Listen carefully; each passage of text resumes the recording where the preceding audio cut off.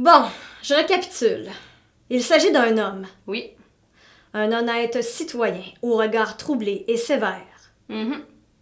dont le crâne dégarni et la couronne de cheveux blanchâtres trahissent un âge certain. Exact. Ben là, c'est sûr que c'est Bernard. Le texte descriptif a pour but de décrire un phénomène, un lieu, un être ou un objet.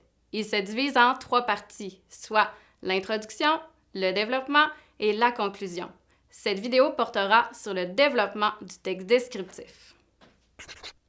On divise généralement le développement en 2 ou 3 paragraphes. Chaque paragraphe doit présenter un seul aspect. Tous les aspects sont présentés dans le même ordre dans lequel ils apparaissent dans le sujet divisé de l'introduction. Voici un exemple d'une introduction portant sur le parcours, soit une activité physique qui a pour but de se déplacer librement et efficacement dans tous les types d'environnements, que ce soit en courant, en sautant ou en escaladant des obstacles. Comme le proverbe le dit, face à la peur, tu as 2 choix, tout oublier et t'enfuir ou te tenir droit et la combattre.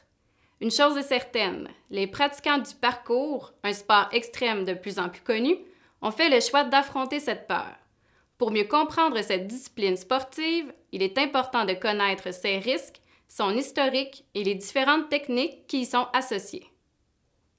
On observe ici que le premier aspect du sujet divisé porte sur les risques entourant la pratique de ce sport. Avant de commencer à rédiger un paragraphe de développement, je dois d'abord trouver des informations, soit en faisant une recherche, par exemple, sur Internet ou en lisant un recueil de textes. Voici donc les sous-aspects que j'ai sélectionnés pour développer mon paragraphe de développement portant sur les risques. Mon premier sous-aspect est les blessures aux conséquences mineures, que ce soit une enflure, une foulure ou une entorse. Mon deuxième sous-aspect porte sur les blessures aux conséquences majeures, comme la déficience mentale. Et mon dernier sous-aspect porte sur les blessures aux conséquences fatales, donc on parle ici de la mort. Ensuite, je suis rendue à construire mon paragraphe de développement. Pour ce faire, je dois faire attention au point suivant.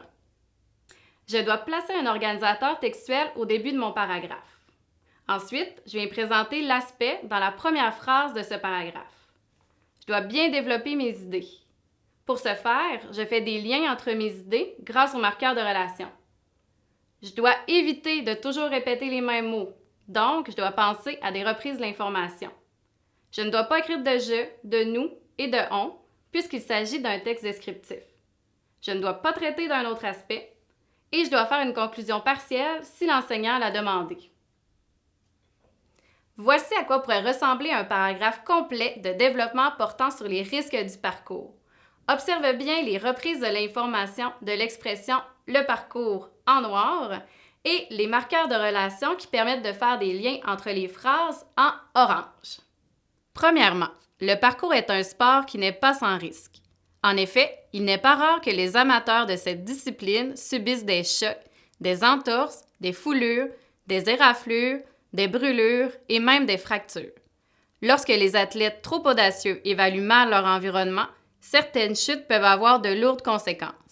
Elles peuvent entraîner une déficience mentale ou même la mort. Toutefois, ces situations sont rares puisque la grande majorité des pratiquants du parcours sont conscients de leurs capacités. Bref, malgré le fait que ce sport comporte certains dangers, il peut être pratiqué de façon sécuritaire si les adeptes respectent un entraînement progressif. Et voilà, tu connais maintenant quelles sont les étapes à suivre pour construire un paragraphe de développement d'un texte descriptif. Pour en savoir plus, je t'invite à consulter notre bibliothèque virtuelle, à t'abonner à notre chaîne YouTube et à nous suivre sur les réseaux sociaux.